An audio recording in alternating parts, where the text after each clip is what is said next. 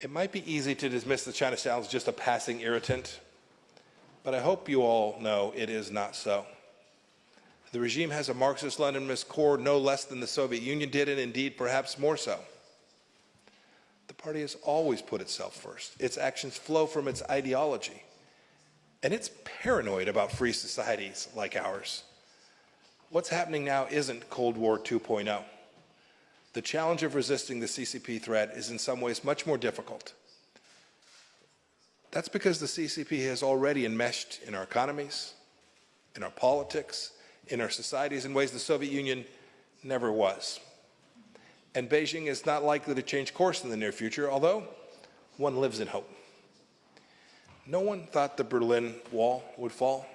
I was a soldier there until in then West Germany until 1989, until just a couple weeks before that wall came down. I was serving in a little border unit in a town called Binlock.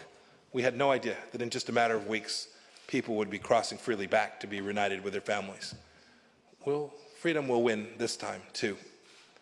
As President Havel once reminded us, we must commit not to live the lie, but to live in the truth. And here's what's true. China's world dominance is not inevitable. We're the authors of our fate. Free societies have always been more attractive. Your people know this. Our people do too. And here's the best news of all, from all of that. The resolve of freedom-loving people all over the world is to defend their way of life, and it is growing. I see it every place I go.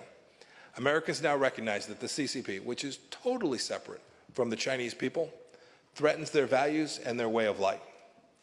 Both parties in Washington agree on very little, but on this, we all know what we're up against. You know, I spend a great deal of time talking to members of both of our political parties. The tide has turned, just as I see it turning here in Europe as well. The West is winning. Don't let anybody tell you about the decline of the West. That is false. That is their narrative.